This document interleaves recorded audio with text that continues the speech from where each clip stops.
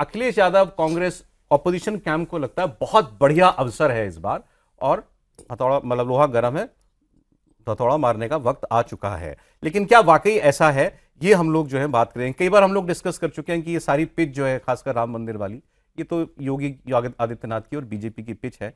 इस पर क्या हासिल होगा अखिलेश यादव को जाकर के। कल एक बड़ी इंटरेस्टिंग बात अखिलेश यादव ने, वो ब्राह्मण सम्मेलन कर रहे थे अपने कार्यालय में, तो वहां उन्होंने पीडीए की परिभाषा फिर बदल दी। वो अक्सर बदलते रहते हैं। तो उन्होंने कहा इसमें पीड जो है, ये पी जो है ये पंडित का पी है। ब्राह्मण सम्मेलन में बोल रहे थे जनेश्वर मिश्रा जी की जयंती के मौके पर। तो उन्होंने कहा ब्राह्मण बड़े सताए जा रहे हैं आजकल। अच्छा, फिर उन्होंने सताए जाने में जो पहला उदाहरण दिया वो विकास दुबे का दिया, गैंगस्टर विकास दुबे का। और मुझे कल ही किसी ने याद दिलाया कि उसी गैंगस्टर विकास दुबे का जब उसका जो इनकाउंटर हुआ था, जिस मामले में हुआ था, उसने अपने गांव में घेर कर जिन पुलिस वालों को मारा था, उसमें जो सबसे सीनियर पुलिस वाला था वो भी ब्राह्मण था, सीओ जो था, और उसने मिश्रा था। जितनी हत्याएं की उनमें सबसे ज्यादा ब्राह्मणों की हत्या की। लेकिन उस प्रताड़ितों की सूची में सबसे आगे विकास दुबे का नाम बता रहे हैं अखिलेश यादव। इससे पता चलता है कि उनको विषय की समझ कितनी है, कि कौन सा मुद्दा उठाना है, उसका क्या असर होगा, उसके बारे में आपको डिटेल तो पता होना चाहिए कि हम किसके बारे में बोल रहे हैं।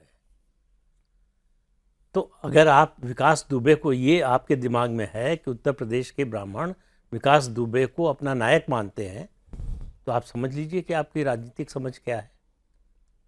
भाई अगर कोई बड़ा नेता होता, कोई इस तरह का जो साधु सन्यासी होता, कोई समाज सेवी होता, उसके साथ ऐसा हुआ होता तो बात बनती है। एक गैंगस्टर जो ब्राह्मणों का ही सबसे बड़ा हत्यारा, उसको ब्राह्मणों के नायक के रूप में और प्रस्तुत करके आप सोच रहे हैं कि ब्राह्मणों की सिंपैथी मिल जाएगी। तो इससे पता, और जिस तरह से पीडीए की परिभाषा वो बदलते रहते हैं। पीडीए के बारे में सिर्फ एक बात वो पता कर लें, अपने जिला अध्यक्षों को कहें कि अपने जिले में 2-2 गांव में जाओ और पता करो कि दलित किस जाति से सबसे ज़्यादा परेशान है, या थाने में चले जाओ कि दलितों ने जो शिकायत की है या एफआईआर कराई है वो किस जाति के लोगों के खिलाफ सबसे ज़्यादा है। तो पिछड़ा दलित का जो है आपको कितना असर है ये पता चल जाएगा। तो समाज में जो हो रहा है, ज़मीन पर जो हो रहा है, उससे अलग अपनी कल्पना से आप एक इस तरह का नॉमेनक्लेचर, इस तरह का एब्रीवेशन तो तैयार कर सकते हैं। वो कैची भी हो सकता है, सुनने में अच्छा भी लग सकता है, लेकिन ज़मीन पर क्या, जब से उन्होंने इसको शुरू किया, इस मुद्दे को, इसमें क्या किया है उन्होंने, किसको जोड़ा है। पिछले चुनाव में जो 2 पार्टियां थीं, जयंत चौधरी की, उसके अलावा जो है ओम प्रकाश राजभर की, पश्चिमी उत्तर प्रदेश में जयंत चौधरी के कारण फायदा हुआ था और ओम प्रकाश राजभर के कारण पूर्वी उत्तर प्रदेश में हुआ था जी। दोनों चली गई। अच्छा, चली गई, ये बातें, गठबंधन बनते टूटते रहते हैं, मतलब कोई ज़्यादातर होता है कि परमानेंट हो, ऐसा ज़रूरी नहीं है। बड़े बड़े मतलब लंबे समय तक चलने वाले गठबंधन भी टूट जाते हैं। चुनाव नतीजे आने के बाद ही कम से कम ओम प्रकाश राजभर को तो बेइज्जत करके निकाला। गठबंधन के विधायकों की बैठक बुलाई, ओम प्रकाश राजभर को नहीं बुलाया। वो आज तक सूद समेत वापस कर रहे हैं। हाँ, कर रहे हैं, और अभी तो कहाँ किया है, चुनाव में करेंगे।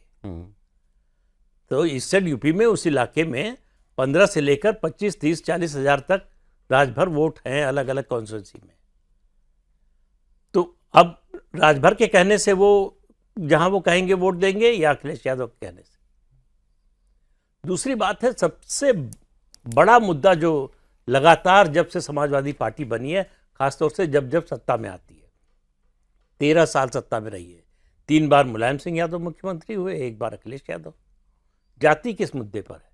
कानून व्यवस्था।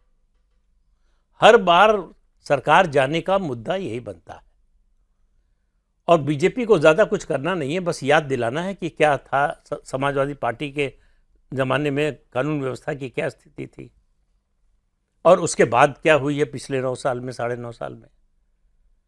और एक सबसे बड़े उनके, मतलब उनके जो हितैषी हैं, वो उनके सबसे बड़े विरोधी हैं। आप ये अगले 6 महीने तक कैंपेन चलाइए कि समाजवादी पार्टी सत्ता में आ रही है। अच्छा, और आप उसका नतीजा देख लीजिए।